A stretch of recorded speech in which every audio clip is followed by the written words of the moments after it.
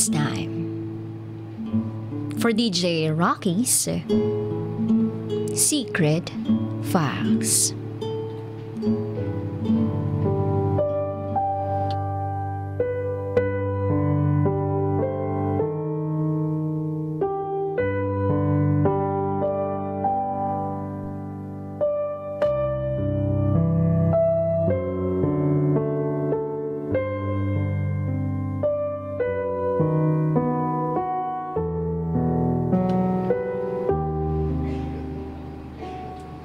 Hindi mo nga ako ginagalaw. Pero may ginagalaw ka palang iba.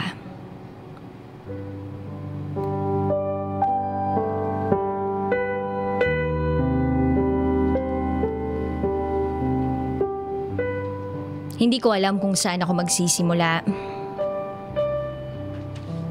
Pero ang unang naisip ko lang yung panahon na una kitang nakilala. It was around September 2010. Nakasabay kita sa isang college assessment test noon.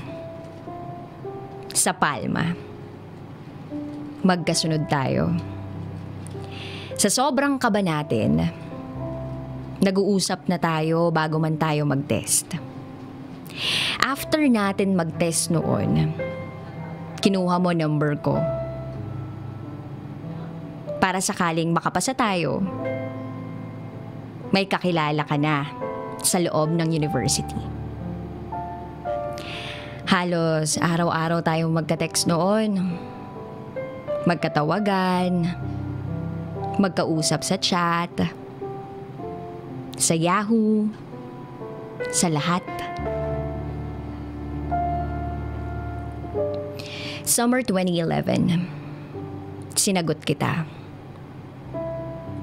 May noon, sakto, isang buwan before mag-start ang college life natin. Alangan pa ako noon. Natatakot ako kasi magkalayo tayo ng university. Natatakot ako na baka may makilala kang iba. Ganon ka din. Kaso, hindi tayo nagpatalo sa takot natin. Alam kasi natin na pag mahal mo, mahal mo. Kahit latagan yan ng tukso, di yan titiklop. Mahal kita at mahal mo ako. Kaya nilabanan natin pareho yung takot.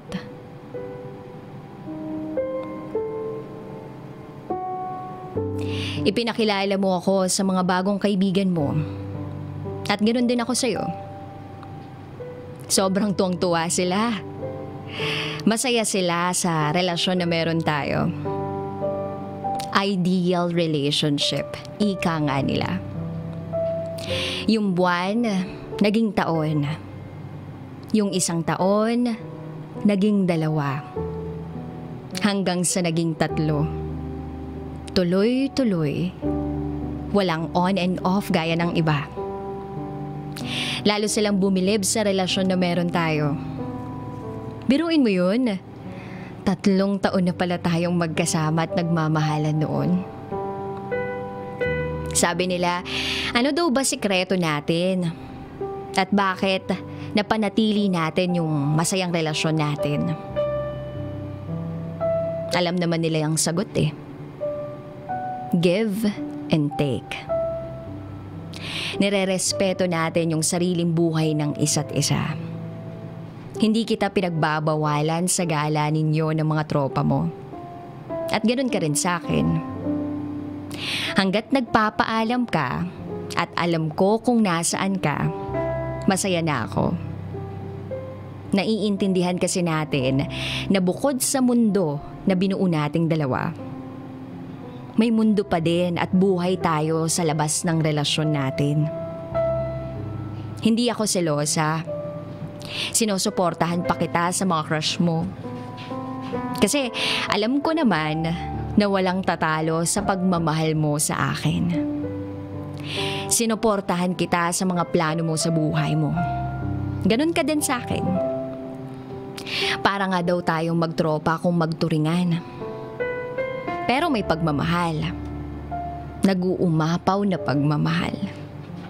Wala eh. Ganon natin pinalago yung pagmamahalan natin. December 2014 noon. Ilang buwan na lang. Gagraduate na tayo.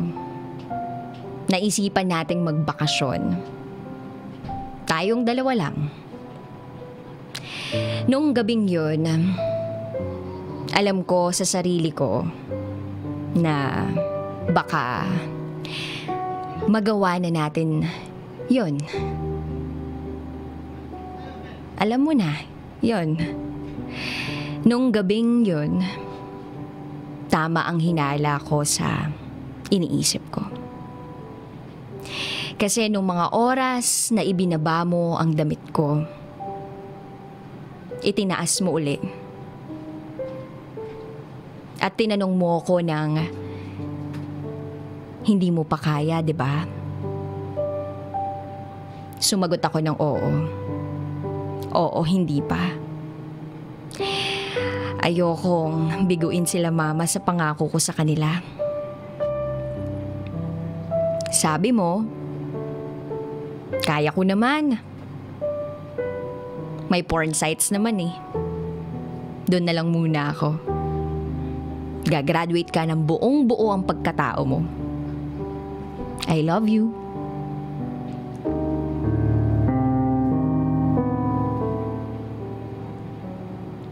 Buong buo sa akin yung mga salita na yan. Kasi nung gabing yun na din, ipinangako ko na ikaw na yung lalaking papakasalan ko.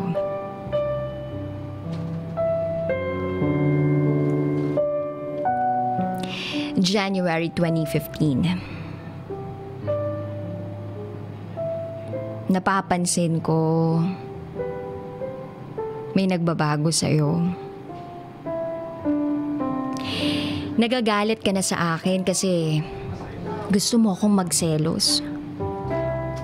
Gusto mong maging typical girlfriend ako sa'yo. Gusto mo mainis ako sa'yo nang walang dahilan. Gusto mo pagbawalan na kita sa mga lakad mo. Gusto mo ipagdamot na kita sa mga tropa mo. Gusto mo maging normal na girlfriend ako sa'yo. Kasi sabi mo, hindi ka na masaya sa pagiging mapag-intindi ko sa'yo. Naguluhan ako. Hindi kita sinasakal. Kaya bakit ka nagkaganyan? Sinubukan kong gawin yung sinasabi mo. Kaso hindi nag-work. Hanggang sa nanlamig ka sa akin. Yung dating malambing na ikaw, naging malamig na. Yung dating araw-araw na pagtawag mo sa akin, naging every other day na lang. Naiintindihan ko. Graduating na tayo. Iniisip ko na baka busy ka lang sa school. Hanggang sa nakikita kong lumalabas kayo nang wala ka ng pasabi. Pero iniintindi ko pa rin, baka kasi biglaan. Hanggang sa dumalas ng dumalas. Wala kang narinig sa akin kasi iniintindi kita. Graduation. April 2015. Nauna ang school ninyo. Kaya napaghandaan ko pa ang surprise ko sa'yo. Masaya ako kasi ramdam ko na masaya ka. Masaya ka sa inihanda ko para sa'yo. Pero after nun, nag-sorry ka sa akin. Sinabi mo na kaya ka nagkaganoon kasi gusto mong magselos ako. Na gusto mong galitin ako. Nagsorry din ako sa'yo kasi alam ko may pagkukulang ako sa'yo. Graduation day ko na. Hindi ako nag-expect ng kahit ano. Kasi masaya na ako makita lang kita sa likod ko. Kaso hindi ka dumating sa venue. Sabi ko, baka sa bahay, baka may surprise siya. Pero natapos ng ceremony, nakauwi na kami. Natapos ng kainan, wala ka pa din. Tinatawagan kita pero hindi mo sinasagot noon. 11 p.m. tumawag ka. Humihingi ka ng sorry. Lasing ka the night before kaya ginabi ka ng gising. Masama ang pakiramdam mo kaya hindi ka na nakapunta. Nag-aalala ako kasi may sakit ka.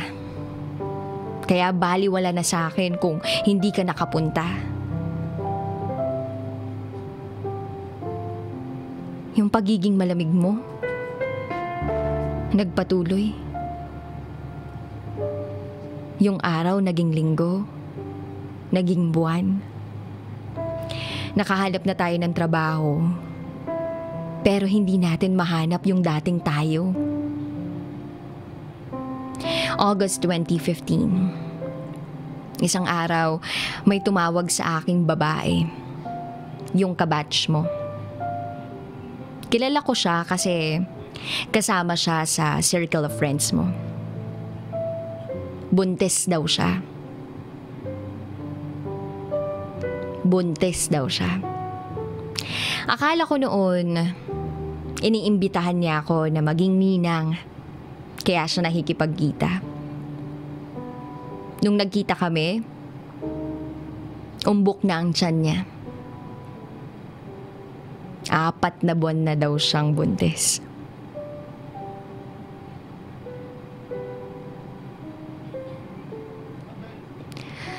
At yun pala, ikaw ang ama. Akala ko kukunin akong ninang. Yun pala ibabalita niya sa akin na ikaw yung ama. Kung susumahin, 4 months pabalik. April nangyari yun. Ang sabi niya sa akin, hindi niya alam kung anong petsa. Kasi hindi lang isa, hindi lang 2 beses niyo ginawa. Halos mabasag ako noon. Pero wala akong nagawa. Nakipaghiwalay ako sa'yo. At inamin mo sa akin na yun ang dahilan ng panlalamig mo. Dahil nag-init yung katawan mo sa iba.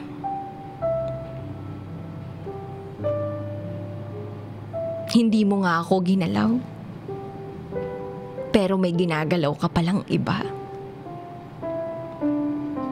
Nakipaghiwalay ako sa'yo dahil hindi ko kayang maging kontrabida sa mata ng isang bata na pwedeng mawalan ng ama pag pinairal ko yung pagmamahal na meron ako sa'yo.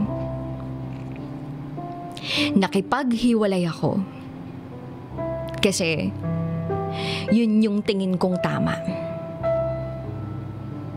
Sinabi mo noon na nangyari lahat ng yun dahil lasing ka.